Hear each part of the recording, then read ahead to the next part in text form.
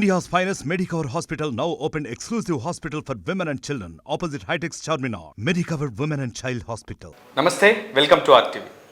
రాజకీయాల్లో ఎన్నో ఒడిదుడుకులు ఎదుర్కొన్న ఆయన ఎట్టకేలకు శాసనసభ్యులుగా అయితే విజయం సాధించారు. టెంపుల్ సిటీగా దక్షిణ అయోధ్యగా పేరుగాంచిన భద్రాచలం నియోజకవర్గ ప్రజల ఆశీర్వాదాన్ని ఆయన చూరుకున్నారు. ఆయనే బీఆర్ఎస్ నేత భద్రాచలం శాసనసభ్యులు తెల్ల వెంకట్రావు. ప్రస్తుతం తెల్ల వెంకట్రావు మనతో ఉన్నారు. ఆయన అడిగి మరిన్ని విషయం తెలుసుకునే ప్రయత్నం చేద్దాం. సార్ నమస్కారం, వెల్కమ్ టు ఆర్టీవీ. నమస్కారం. ఎన్నో ఒడిదుడుకులు ఎదుర్కొన్నారు. ఒక గిరిజన నేతగా అనేక రాజకీయ ఒడిదుడుకులు అంటే 2014లో రాజకీయ ప్రస్థానం ప్రారంభించిన తర్వాత అనేక ఆటుపోట్లు కూడా మీరు ఎదుర్కొన్నారు. వైసీపీ నుంచి ఎంపీగా పోటీ చేశారు. ఆ తర్వాత మళ్ళీ పొంగులేటి వెంట చేరారు, కాంగ్రెస్ పార్టీలో చేరారు, మళ్ళీ వెంటనే బీఆర్ఎస్ పార్టీలో చేరారు. అనూహ్యమైనటువంటి మార్పులు భద్రాచలం నియోజకవర్గ రాజకీయాల్లో తెల్ల వెంకట్రావు అయితే ఎదుర్కొన్నారని స్పష్టంగా చెప్పుకోవాల్సిన పరిస్థితి ఉంటుంది. ఎలా ఉంది ఈరోజు గెలుపు అనుభూతి ఉంది, విజయ అనుభూతి ఏ విధంగా ఉంది? ముందుగా ఆర్టీవీ మిత్రులకి ధన్యవాదాలు. ఎవరికైనా గెలుపు అనేది ఒక సాహసం. దాన్ని సైన్యానికి వాళ్ళకు కూడా నేను నా మొత్తం మిత్ర బంధాలకు కూడా మొత్తానికి ధన్యవాదాలు తెలుపుకుంటున్నాను. ఏదేమైనా ఆనందంగా ఉంటుంది. ఏంటంటే ఇది ఒక సాంప్రదాయం. మనం ఖమ్మం జిల్లాలో బీఆర్ఎస్కి సరే ఈరోజు బీఆర్ఎస్ పార్టీ రాష్ట్రంలో రాకపోవచ్చు, కానీ రాష్ట్రంలో వచ్చినా కానీ ఉమ్మడి ఖమ్మం జిల్లాలో వచ్చేసరికి ఒకసారి జగన్ వెంకట్రావు గారు నెగ్గడం జరిగింది 2014లో. అదేవిధంగా 2018లోకి వచ్చేసరికి మా మాజీ మంత్రివర్గ పువ్వాడ అజయ్ కుమార్ గారు నెగ్గడం జరిగింది. దీనికి ఏదేమైనా కొద్దిగా ఈ బోర్డర్లన్నీ కూడా ఆంధ్ర సత్సంబంధాలు ఉంటాయి ఎంతో కొంత. దాంతో ఇక్కడికి వచ్చేసరికి తెలుగుదేశం కానీ ఇది కానీ అది కానీ కొద్దిగా ప్రభావితం చేసే ప్రాంతం ఇది. అంటే పక్క రాష్ట్రంలో ఏదేమైనా ఈరోజు రాష్ట్రంలో అధికారంలో లేకున్నా అల్టిమేట్గా బలమైన పార్టీ, ప్రతిపక్షం కూడా బలమైన పార్టీ తెలుగుదేశం పార్టీ. అదేవిధంగా ఆ ప్రభావం ఎంతో కొంత ఈ ఉమ్మడి రాష్ట్రాల్లో ఉంటుంది. ఇది మన ఉమ్మడి ఖమ్మం జిల్లాలో ఉంటుంది. కాబట్టి దీనికి బీఆర్ఎస్ పార్టీకి కొద్దిగా ఎదురు దెబ్బలాగా ఉంటుంది. ఎప్పుడు కూడా మేము టీడీపీతో కలిసి వెళ్ళడం జరగలేదు. మన ముఖ్యమంత్రి గారు ఎప్పుడు వచ్చినా కానీ గౌరవ కేసీఆర్ గారు కూడా తెలుగుదేశంతో కలిసి కానీ ఇక్కడ ఎటువంటి వేరే పార్టీతో కలిసి వెళ్ళడం జరగలేదు. మిత్రపక్షాలతో కానీ అటు సిపిఎంతో సిపిఐతో కానీ కలిసి వెళ్ళడం అనేది తెలుగుదేశంతో కలిసి వెళ్ళడం జరగలేదు. ఏ పార్టీ వచ్చినా లాస్ట్ ఎన్నికల్లో కూడా 2018లో కూడా ఉమ్మడి ఖమ్మం జిల్లాలో అన్ని రాష్ట్రాల్లో వచ్చేసరికి మహాకూటమి అనే ఉద్దేశంతో మహాకూటమి వచ్చి బ్రహ్మాండంగా నెగ్గుతాం అనుకున్నారు. ఈరోజు వచ్చేసరికి ఆ రోజు కూడా వాళ్ళు నెగ్గలేకపోయారు. ఈసారి ఎంతో కొంత ప్రభావం, ఏదో ప్రభావం, గాలివాటు లేకపోతే ఎదురకం 2 టర్ములు అయింది కదా, ఒక టర్ము కాంగ్రెస్కి ఇద్దామని ఆలోచనతో ప్రజల ఆలోచన మేర అది కూడా ఎన్నో ఎక్కువ కాదు, మ్యాజిక్ ఫిగర్తో ఈరోజు నెగ్గగలిగారు. అలాని బలంగా వాళ్ళు మహాకూటమి ముందు కూడా 20-25 సీట్లు కూడా ఎక్కువ రాలేదు లాస్ట్ ఎన్నికల్లో. మీరు చూశారు 2018లో కూడా. ఈరోజు కూడా భారీ ఓటమితో అయితే బీఆర్ఎస్ పార్టీ లేదు. 1%, 2% ఓటమితోనే బీఆర్ఎస్ పార్టీ ఓటమి జరిగింది. అదేవిధంగా భద్రాచలంకి వచ్చేసరికి బీఆర్ఎస్ పార్టీ ప్రజలను ఆహ్వానించింది. ఎందుకంటే ఈరోజు బీఆర్ఎస్ పార్టీని ప్రజలంతా ఆహ్వానిస్తున్నారు. ప్రజలందరూ కూడా ఈరోజు మనం అనుకున్నట్టుగా బీఆర్ఎస్ పార్టీ ఓడిపోతుంది, కేసీఆర్ గారు ముఖ్యమంత్రి కారని ఎవరు అనుకోలేదు. సరే ఎంతో కొంత ఏ ఉద్యోగస్తులు ఎవరు సరే 2 టర్ములు దీనికి ఇచ్చాం కాబట్టి సరే చూద్దాం కాంగ్రెస్ పార్టీ అనే ఆలోచన. సరే వాళ్ళు ఎన్నో గ్యారంటీలు పెట్టారు, ఈ గ్యారంటీలకు అట్రాక్షన్ అయ్యో మనం ఎందుకంటే అమలు కాని హామీలు కూడా ఇచ్చి ఈరోజు ముందుకు వెళ్ళగలిగారని ఒక ఆలోచన. ఇప్పుడు చాలా వరకు ఇప్పుడు ఏజెన్సీ ప్రాంతాలు అవన్నీ మనం ముందు మాట్లాడదాం. రాజకీయాల్లో హత్యలుండో ఆత్మహత్యలే ఉంటాయి. సరైన సమయంలో సరైన నిర్ణయాలు తీసుకున్న వాళ్ళే రాజకీయాల్లో ముందుకు వెళ్ళగలుగుతారనే ఒక నానుడి మొదటి నుంచి కూడా ఉంది. సరైన సమయంలో మీరు బీఆర్ఎస్లో చేరారు. అంతకుముందు పొంగులేటి శ్రీనివాసరెడ్డి వెంట రాహుల్ గాంధీ సమక్షంలో కాంగ్రెస్ పడింది. అసలు ఆ టైం ఎందుకు, మీరు ఆ నిర్ణయం ఎందుకు తీసుకోవాల్సి వచ్చింది? కేవలం టికెట్ కోసమే బీఆర్ఎస్లో చేరాలా, లేదంటే ఇంకేదైనా నిర్ణయం ఉందా? అసలు ఇంకేంటంటే మనం రాజకీయంలో 2018లో మంచి ఉద్యోగం వదిలేసి రాజకీయంగా వచ్చాం. ఓకే, 2018లో అదే 2013లో వచ్చాం. 2014లో కూడా మనకు ఆ రోజు మనకు అదే ఎమ్మెల్యే టికెట్ ఇచ్చి ఉంటే ఆ రోజు ఈ నియోజకవర్గం ఒకటే నెగ్గేది. నాకున్న ఎంతో కొంత సర్వీస్ కానీ మనం ఈ మండలాల్లో చేసిన సర్వీస్ కానీ పుట్టిన సర్వీస్ కూడా ఆ రోజు బ్రహ్మాండంగా వైసీపీ గాలి వీస్తుంది ఈ ఏరియాలో కూడా చాలా వరకు. మీరు ఆ రోజు ఆలోచనకు వస్తే మీరు ఇక్కడ వరకు తెలుగుదేశం వచ్చింది, ఇక్కడ నుంచి వచ్చేసరికి మొత్తం వైసీపీ గాలి బాగా ఉంది మన ఏది మన ఆంధ్రాకి వెళ్ళేసరికి. ఓకే. దురదృష్టశాతం మనం ఆ రోజు విడిపోవడం జరిగింది. మనకు ఆ రోజు విలీనం జరిగింది, ఏది మనం 2 ఎలవెన్స్ తెలవాల్సి వచ్చింది సిపిఎంకు దీనికి. ఆ రోజు ఓటమి జరిగింది. ఆ రోజు వాళ్ళకి మనం ఏదో సపోర్ట్ చేయటం వల్ల ఆ రోజు లైఫ్ మనం ఆ రోజు వాళ్ళకి సాక్రిఫై చేసాం. మనం ఇది ఎంపీ గెలుస్తామని వెళ్ళలే. మనం అక్కడ పొంగులేటి శ్రీనివాస్ రెడ్డి గారు నెగ్గాలి అనే ఉద్దేశంతో వెళ్ళాం. దాంతో పొంగులేటి శ్రీనివాసతో కూడా 3 టికెట్ నెగ్గించుకుని ఇక్కడ సిపిఎం కూడా నెగ్గిందాడు. ఆలోచనతో వెళ్ళాం. అదే ఆలోచనతో 2018లో వెళ్ళాం. ఈరోజు మళ్ళీ కూడా ఇక్కడికి వచ్చేసరికి సిట్టింగ్ ఎమ్మెల్యే ఉన్నాడు. ఎవరికైనా మనం ఒకసారి మంచి జాబ్ వదిలేసి వచ్చాము. పొలిటికల్ ఎగ్జిస్టెన్సీని పొలిటికల్ చేయాలా లేదనేది ఆలోచనలో పడ్డాం. పొలిటికల్ వద్దనుకుంటే ఖచ్చితంగా పొంగులేటి గారితో ఉండాలి. పొలిటికల్ కావాలంటే పొంగులేటి గారిని వదిలేయాలి. డూ ఆర్ డై 2 ఉన్నాయి అక్కడ ఆప్షన్లు. కాబట్టి మనం పొంగులేటి గారిని వదిలి మనం వెళ్తేనే మన టికెట్ వస్తుంది. మనం ఎమ్మెల్యేగా కాంటెస్ట్ చేయాలంటే అక్కడ కాంగ్రెస్ అల్టిమేట్గా సిట్టింగ్ ఎమ్మెల్యే ఉన్నాడు, మనకు రాదన్న ఆలోచనతో వెళ్ళాం. ఖచ్చితంగా ఎవరేమనుకున్నా లేకున్నా మనకు అల్టిమేట్గా అధికారంలో ఉన్న పార్టీ పిలిచింది, ఆహ్వానించింది. ఆహ్వానించి మనం ధిక్కరించలేదు. మనకు సీట్ ఇస్తున్నారు కాబట్టి మనం ఆ రోజు వెళ్ళవలసి వచ్చింది. ఖచ్చితంగా రాజకీయం కొరకే ఏదైతే ఉద్యోగం మానేసి వచ్చామో ఆ రాజకీయ ఎగ్జెన్సీ పోయేటప్పుడు మనకి ఎందుకు ఆపర్చునిటీ వచ్చింది కాబట్టి మనం తీసుకోవాలి. పర్టికులర్ ఆ సిచ్యువేషన్లో పొంగులేటి శ్రీనివాసరెడ్డికి మీ నిర్ణయం చెప్పారా, ఆయన వెళ్ళమన్నారా, లేదంటే మీరే ఏకపక్షంగా నిర్ణయం తీసుకున్నారు? అది నా ఏకపక్ష నిర్ణయం, నా పొలిటికల్ ఎగ్జిస్టెన్సీ, నా ఓన్ డెసిషన్తోనే వెళ్ళాను. ఖచ్చితంగా నేను ఒకటి రాజకీయం చేయాలనుకుంటే, నేను మీకు ముందే అన్నాను, రాజకీయం చేయాలనుకుంటే నేను ఆయన్ని విడిపోయి వెళ్ళవలసిందే. రాజకీయం వద్దనుకుంటే అతనితో ఉండాలి. 2 కారణాలు నాకు. కాబట్టి మనం అటు పొంగులేటి శ్రీనివాసరెడ్డి కావాలా, ఇది రాజకీయం కావాలన్నప్పుడు చూద్దాం. రాజకీయం కావాలనే ఉద్దేశంతో వదిలేయవలసి వచ్చిందండి. ఆయన ఎందుకు వెళ్ళమంటాడు? ఆయన వదిలేసి ఆయనకి ఎంతో కొంత రైట్ హ్యాండెడ్గా ఉన్న వ్యక్తిని వెళ్తామంటే ఎంతో కొంత బ్యాడ్ వస్తుంది. వెళ్ళమని ఎవరు అనరు. నా డెసిషన్తో నేను వెళ్ళాను. మీరు తీసుకున్న నిర్ణయం అయితే మీకు ఒక సత్ఫలితాన్ని అయితే ఇచ్చింది. నిజానికి మీ గెలుపు చాలా సర్వసాధారణం కావచ్చు, లేదంటే బీఆర్ఎస్కు సాంప్రదాయబద్ధంగా వస్తున్నటువంటి ఉమ్మడి ఖమ్మం జిల్లాలో ఒక స్థిరాన్ని మీరు గెలుచుకోవచ్చు. కానీ అక్కడ మీ ప్రత్యర్థులు కావచ్చు, మీ కాంగ్రెస్ పార్టీకి సంబంధించినటువంటి సీనియర్ నేతలు కావచ్చు, కీలక నేతలుగా ఉన్నటువంటి వ్యక్తులు కూడా ఏ ఒక్క బీఆర్ఎస్ అభ్యర్థిని అసెంబ్లీ గేటు తాకనివ్వము అని ఒక శబదాన్ని చేస్తుంది. సో ఈ నేపథ్యంలో అసలు ఏ ఒక్క నియోజకవర్గం కూడా వస్తుందా రాదా, బీఆర్ఎస్ కైవసం చేసుకుంటుందా చేసుకోదన్న ఒక మీమాంస మొదటి నుంచి కూడా ఉండేది. కానీ భద్రాచలం వస్తుందనైతే ఎవరు ఎక్స్పెక్ట్ చేయలేదు. నిజానికి సిట్టింగ్ స్థానం ఖచ్చితంగా కాంగ్రెస్ పార్టీ వేవ్ ఉంటుంది, కొంత మావోయిస్ట్ పార్టీ కూడా పొదంబిరేకి మద్దతుగా ఉంటుందని ఒక ప్రచారం జరిగింది. కానీ తెల్లం వెంకట్రావు గెలుపుకు ఏం కారణమయ్యాయి? మీ మీద సానుభూతి కారణమైందా, మీకు ఉన్న అంచనా వర్గం కారణమా, మీ గెలుపు కారణం ఏంటంటే వెంకట్రావు ఏం చెప్తారు? ఏదేమన్నా స్థానికుని, ఇక్కడ పుట్టాను, ఇక్కడ పెరిగాను. దాంతోపాటు స్థానిక నాయకులు కూడా వెంకట్రావు గారిని గెలిపించాలి. దాంతో పోలిస్తే అసలు పొదయం వీరయ్య గారు ఎక్కడి నుంచి వచ్చారు, ఏం చేశారనే ఆలోచనలో పడ్డారు. వాస్తవంగా చాలామంది సీనియర్ నాయకులు ఆ రోజు సిపిఎం నుంచి, కాంగ్రెస్ నుంచి, సిపిఐ నుంచి చాలామంది మన పార్టీలోకి వచ్చారు. స్థానికుల్ని గెలిపించుకుంటే బాగుంటుందన్న ఆలోచనతో వచ్చి ఆ రోజు నాకు గెలుపు జరిగింది. వాస్తవంగా చాలా వరకు ఆ రోజు బీఆర్ఎస్ పార్టీ తక్కువ ఉన్న కార్యకర్తలు ఓటర్స్ ఉన్నారు, కానీ కొద్ది కార్యకర్తల్లో కొద్దిగా స్ట్రాంగ్ కార్యకర్తలు లేరు, మన పొలిటికల్ లీడర్స్ లేరు.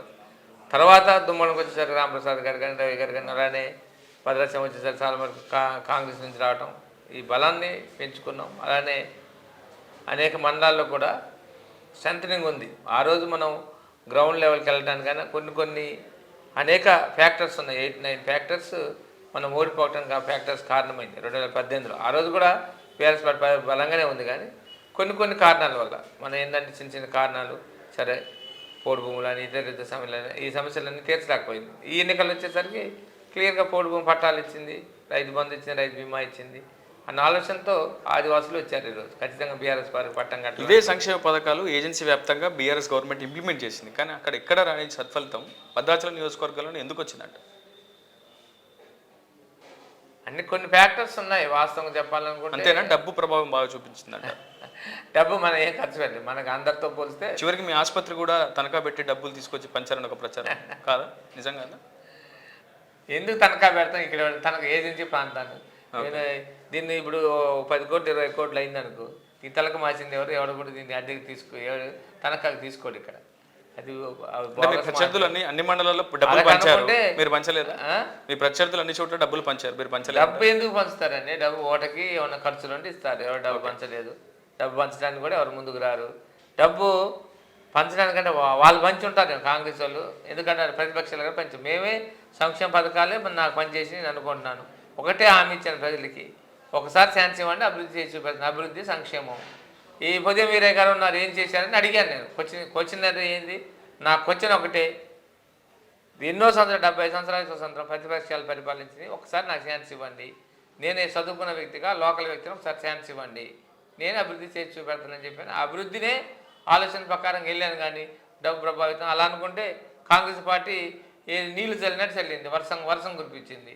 సరే వర్షం కురిపించిందా ఏం కురిపించిందా, గతంలో కూడా మా కూటమితో పనిచేసి వర్షం కురిపించింది, కానీ ఆ రోజు గెలవలేకపోయింది. ఈరోజు అలా కాదు, ఒక ప్రజలే మార్పుకోవాలని అనుకున్నారేమో, కానీ కాంగ్రెస్ పార్టీ ఇది మ్యాజిక్ ఫిగర్ 2-3 మ్యాజిక్ ఫిగర్తో రావడం జరిగింది తప్ప డబ్బు ప్రభావితం అనేది నథింగ్. సరే ఏదేమైనా ఎమ్మెల్యే అయితే అయ్యారు, మీ కోరిక మీ ఆశయం అయితే ఫలించింది. ఏం చేయబోతున్నారు? గత 5 ఏళ్ళు భద్రాచలం ఎమ్మెల్యేగా పొదం వీరయ్య గారి ఒకవైపు రాష్ట్ర ప్రభుత్వం మాది కాదు, ప్రభుత్వం నుంచి మాకు సహకారం లేదు అని చెబుతూ వచ్చారు, కాలయాపన చేస్తూ వచ్చారు. భద్రాచలం నియోజకవర్గ ప్రజల్లో కొంత వ్యతిరేకత ఆయన మీద ఫామ్ అయింది. సో ఇక్కడ మీ ప్రభుత్వం కూడా ఇప్పుడు ప్రభుత్వం అధికారంలో లేదు, మీ పార్టీ అధికారంలో లేదు, మీరేం చేస్తారు నిజంగా భద్రాచలం నియోజకవర్గ అభివృద్ధి కోసం? వెంకట్రావు ఏం చేయబోతున్నారు? ఓటర్లు ఏమని చేస్తారంటే, నువ్వు మినిస్టర్ అవుతావా లేకపోతే అధికార పార్టీలో వెళ్తావా అని ఆలోచించరు. ఓకే, మనం ఏం హామీ ఇస్తాం, నేను అధికార పార్టీలో ఉంటాను లేకపోతే నేను ముఖ్యమంత్రి అవుతాను, నేను మినిస్టర్ అవుతాను, దాన్ని నిధులు తెస్తున్నాను అనరు. మనం హామీ ఇచ్చేది ఏంది, నన్ను ఎమ్మెల్యేగా నేను శాసనసభ్యునిగా నిలబెట్టండి, నేను అభివృద్ధి చేసి చూపెడతాను అంటాం కదా. ఎస్, మీరు కూడా అన్నారు.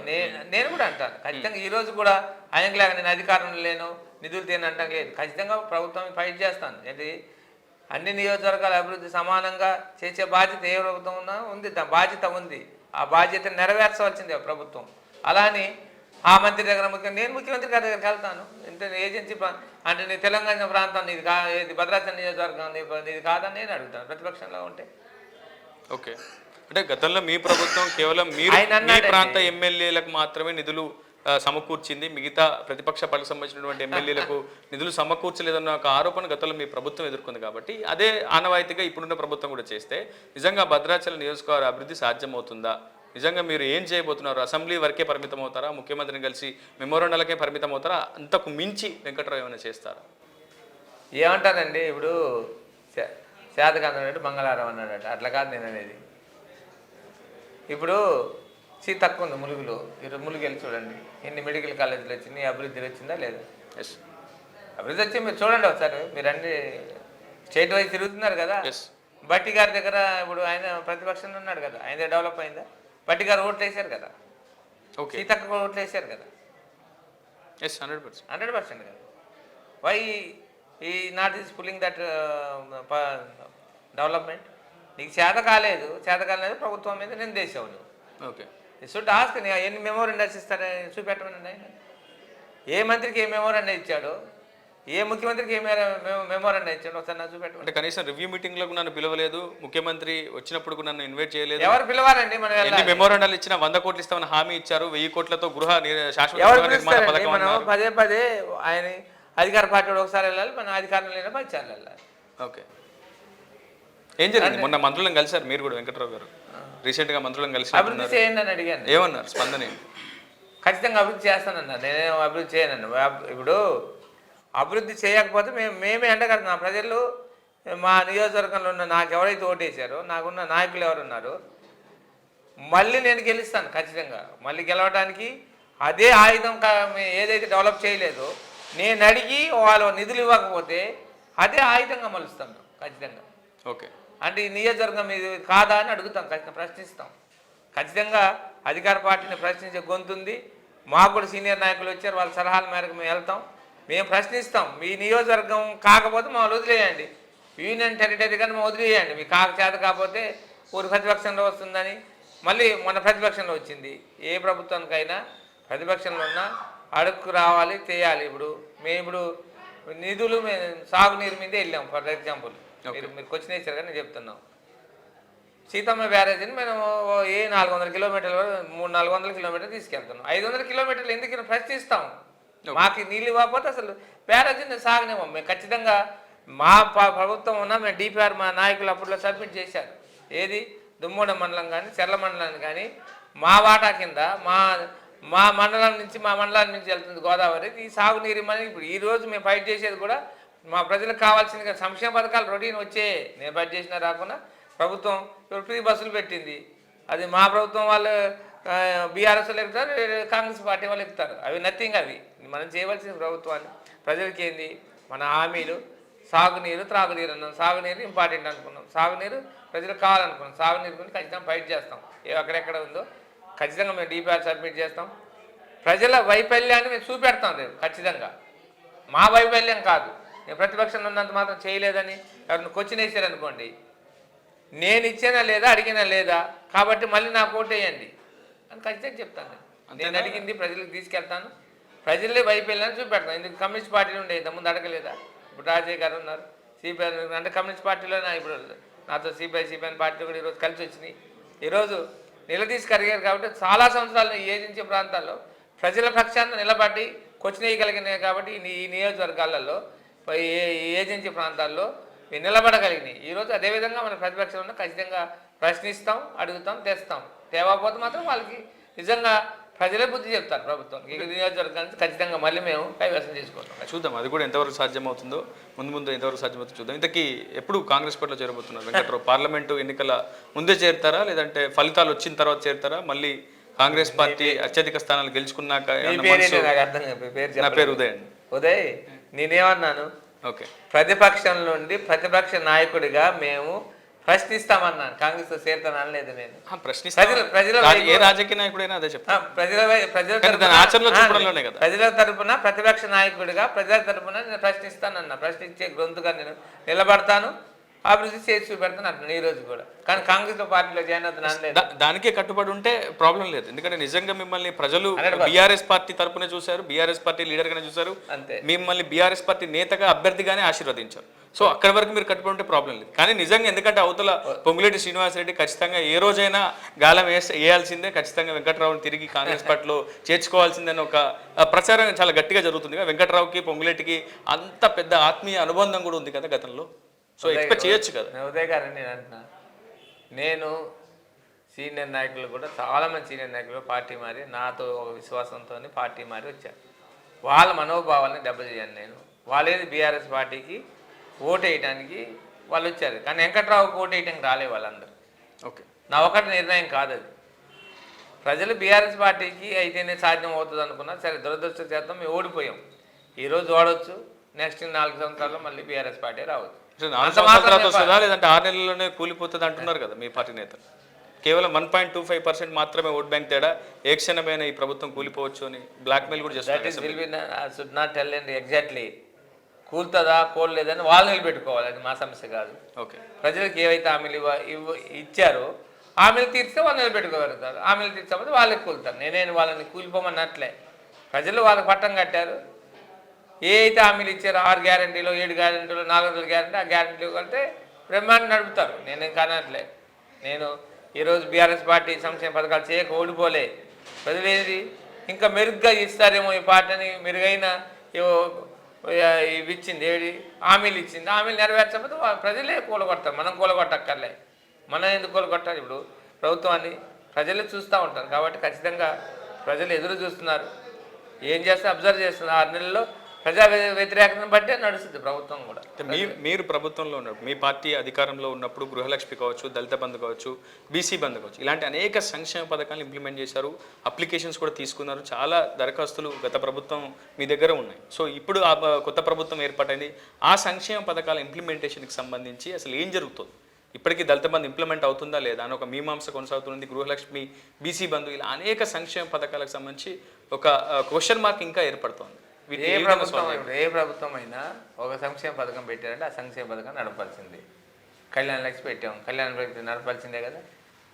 దళిత బంధు పెట్టాం, దళిత బంధు మేము 10 లక్షలు అంటే వాళ్ళు ఏమన్నారు? 12 లక్షలు అన్నారు. రేపు వాళ్ళు నడపలేకపోతే ఖచ్చితంగా నిలదీస్తాం. ఓకే, మనమన్నీ ఇప్పుడు గ్రౌండింగ్ చేశారు. ఇప్పుడు మా గవర్నమెంట్ ఉండి ఇప్పుడు 1100 మందికి వచ్చేది. వాడు అసలు నిన్న బడ్జెట్లో కానీ నిన్న జరిగిన దాంట్లో కూడా ఆ రివ్యూ అనేది వాళ్ళు పెట్టుకోలేదు. వాళ్ళు వైట్ పేపర్ పెట్టారు కదా, వైట్ పేపర్ మీదే డిస్కస్ నడిచింది. వైట్ పేపర్ మీద ఎక్కడ దళిత బంధు విషయం ఎక్కడ డిస్కస్ చేయలేదు వాళ్ళు కదా. దళిత బంధు అనేది సంక్షేమ పథకాన్ని ఎక్కడ చేయలేదు. ఏ రాష్ట్రం నష్టాల్లో ఉంది అంటే మా వాళ్ళు ఏమన్నారు, ఏ పెట్టుబడి తీయకుండా ఇప్పుడు నా హాస్పిటల్ పెట్టాలి, నేను హాస్పిటల్ తేయడానికి ఒక ఇన్ఫ్రాస్ట్రక్చర్ కావాలి, స్టెత్ కావాలి, బీపాబరేటర్ కావాలి, లేకపోతే వెంటిలేటర్స్ కావాలి, డయాలసిస్. అప్పు దేని దగ్గర నుంచి హాస్పిటల్ నడవదు. మా వాళ్ళు చెప్పింది అప్పు తెచ్చిన మాట వాస్తవం, ఆస్తులు ఉన్నాయి, మీరు ఉట్టి డబ్బులే లెక్క అప్పుదే చెప్తున్నారు, కానీ ఆస్తిని లెక్క వేయట్లేదు. మా వాళ్ళకి వచ్చినాయి సార్ నేను కదా, మీరు వినే ఉంటారు కదా. కేటీఆర్ స్వయంగా శ్వేతపత్రం అని కూడా ఒకటి విడుదల, అదే శ్వేతపత్రం, వైట్ పేపర్, ఇంగ్లీష్ అంటే వైట్ పేపర్, శ్వేతపత్రం. శ్వేతపత్రంలో ఏమంటాడు, అప్పులే చెప్తున్నారు, అప్పులు చెప్తున్నారు. అప్పులకి ఒక ఇప్పుడు కార్పొరేషన్ ఏదైనా ఉంటే ఆ కార్పొరేషన్ కానీ, ఆ కార్పొరేషన్ ఇప్పుడు ఫర్ ఎగ్జాంపుల్ మనం విద్యుత్ మీదే నడిచింది, దానికి ఒక విద్యుత్ మనం ప్లాంట్ కట్టాలంటే దానికి ఎంత ఎక్విప్మెంట్ కావాలి, ఆ అప్పే చూస్తున్నారు, మనకు వచ్చే ఇన్కమ్ ఏమైనా చూడట్లేదు వాస్తవం. అవన్నీ కూడా జరుగుతున్నాయి ఇప్పుడు. అవన్నీ కూడా వాళ్ళు ఏంటంటే ఓన్లీ డిస్కస్ అప్పులు చూపెట్టుకొని ఏమైనా హామీలు ఎగ్గొడదామన్న ఆలోచనతో ఉన్నారు. అప్పు అనేది నా హాస్పిటల్ కట్టిన అప్పు తేవాల్సిందే, ఇంకేదైనా అప్పు తేవాల్సిందే. అప్పు అప్పు కనబడతా ఉంటుంది కానీ రొటీన్ నడుస్తూ ఉంటుంది. మనం ఎప్పుడైతే హాస్పిటల్ అమ్మేద్దాం అన్నప్పుడు లేదా పీకేద్దాం అనుకున్న వస్తువు అన్నప్పుడు దాన్ని లెక్కలు తేలుతాయి. వాళ్ళు ఏదైనా పీకేద్దాం అనుకుంటున్నారేమో, ఏమన్నా అప్పు అంటున్నారు. కాబట్టి రొటీన్గా మనం నడుస్తున్న దాన్ని ఒక ప్రాజెక్ట్ నడుస్తున్నప్పుడు దానికి అప్పు కంటిన్యూ ఉంటుంది, అన్నీ నడుస్తూనే ఉంటాయి. నాకు వాళ్ళ రాజకీయంలో వాళ్ళు నేను జూనియర్ అయ్యి ఉన్నా కానీ ఇప్పుడు నేను ఒక ఇన్స్టిట్యూట్ నడుపుతున్నాను, హాస్పిటల్ నడుపుతున్నాను. నా హాస్పిటల్ని అప్పు తేవాల్సిందే. నేను 3 కోట్ల అప్పు ఉంది నాకు, నేను ఈరోజు పీకితే 3 కోట్ల అప్పే కదా. ఆ లెక్క వాళ్ళు చెప్తున్నారు కానీ ఇంత పెద్ద హాస్పిటల్ కట్టింది ఎవరు చెప్పట్లేదుగా. భద్రాచలం ఎమ్మెల్యే మీరు అయినప్పటికీ ఉమ్మడి ఖమ్మం జిల్లా నుంచి బీఆర్ఎస్ తరఫున గెలిచిన ఏకైక ఎమ్మెల్యేగా మీరున్నారు. రేపు అసెంబ్లీలో ఉమ్మడి ఖమ్మం జిల్లాకు సంబంధించి 10 నియోజకవర్గాల ప్రజలకు సంబంధించి కావచ్చు, మీ పార్టీ తరఫున అసెంబ్లీలో కొట్లాడడానికి కూడా మీరు కొంత సమయం అదనంగా కేటాయించాల్సి ఉంటుంది, అదనంగా ఇతర విషయాల గురించి కూడా చర్చించాల్సి ఉంటుంది. సో ఉమ్మడి ఖమ్మం జిల్లా ప్రజలకు సంబంధించి కావచ్చు, బీఆర్ఎస్ పార్టీ తరఫున మీరు ఎలాంటి పోరాటం చేయబోతున్నారు? 100% అండి. నిన్నే మా వర్కింగ్ కమిటీ ప్రెసిడెంట్ యువ నాయకులు కాబోయే ముఖ్యమంత్రి గారు నిన్నే నాతో అన్నారు, ఈసారి బడ్జెట్ సమావేశంలో డాక్టర్ గారు నువ్వు ఉమ్మడి ఖమ్మం జిల్లాల గురించి మాట్లాడాలి రేపు అన్నారు. ఖచ్చితంగా ప్రిపేర్ అవుతాం. ఉమ్మడి ఖమ్మం జిల్లాలో ఎక్కడున్నా దాని గురించి ఏ లోపం ఉన్నామని మాట్లాడతాం. వాళ్ళు ఖచ్చితంగా ఉమ్మడి ఖమ్మం జిల్లాల గురించి మాట్లాడవలసిందే. చాలా వరకు మా పోవాడ అజయ్ కుమార్ గారు ఇప్పుడు భద్రాచలం ఖమ్మం జిల్లాని ఖమ్మంని బ్రహ్మాండంగా అభివృద్ధి చేయించారు. అభివృద్ధిని కూడా చూపెడతాం. అదేవిధంగా ఇక్కడ ప్రతిపక్ష ఎమ్మెల్యే ఉండి ఇక్కడ అభివృద్ధి జరగలేదు. మా అధికారంలో ఉన్నా కానీ ఈ నిధులు తేలేదు, నియామకాలు తేలేదు, ఏం జరగలేదు, ఒక నీరు ఇవ్వలేదు. పుట్టినే సింపుల్గా అటు నీడు ములుగు వెళ్ళడం, ఇక్కడికి వచ్చేయడం, లేకపోతే ముఖ్యమంత్రి గారు కేసు పెట్టడం తప్ప ఎక్కడైనా ట్రాక్టర్ మట్టి కానీ ఏదైనా పుల్ల కానీ ఏమైనా పలకలు ఇచ్చాడా, లేకపోతే నీరు ఇచ్చాడా, కనీసం రివ్యూనే ఒక మిషన్ భగీరథ నీళ్ళు రాలేదు, ఎందుకు రాలేదని కూడా ఇంతవరకు వచ్చినాయి. మొన్న మేము అడిగితే అందరు వెళ్ళి చూస్తున్నారు. కనీసం పైప్ తగ్గిన తర్వాత రోడ్డు కట్టేటప్పుడు డిస్కనెక్ట్ అవుతాయి. డిస్కనెక్ట్ ఎందుకు అయింది బాబు, పిలిచి నీకు సర్వసభ సమావేశాలు ఉంటాయి మండలాల్లో, అడగవలసిన బాధ్యత ఎవరికి, ప్రజాప్రతినిధుడు.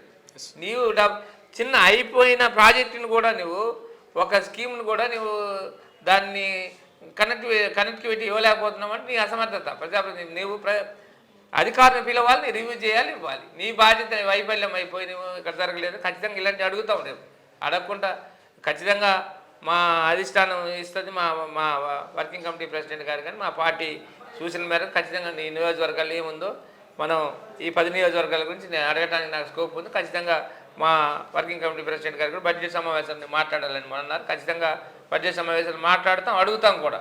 ఖచ్చితంగా ఈ నియోజకవర్గాల్లో మనం ఏవైతే నా కంట్రోల్లో ఉన్నాయో అవన్నీ కూడా నేను మాట్లాడాలి. ఖచ్చితంగా మీరు చూస్తూ ఉన్నారు, ఈ స్థానిక ఎన్నికల్లో కూడా వస్తున్నాయి. స్థానిక ఎన్నికలు కూడా మీరే చూస్తారు. ఇక స్థానిక ఎన్నికల్లో కూడా ప్రజలే మళ్ళీ బీఆర్ఎస్ పార్టీకి పట్టం కడతారు.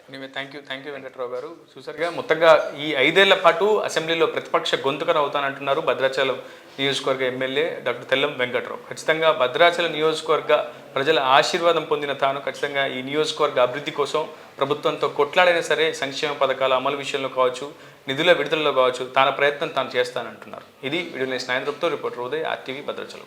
మరిన్ని వీడియోస్ కోసం ఛానల్ ని సబ్స్క్రైబ్ చేయండి, లేటెస్ట్ అప్డేట్స్ కోసం వాట్సాప్ ఛానల్ ని ఫాలో చేయండి అండ్ లింక్ డిస్క్రిప్షన్ లో ఉంది.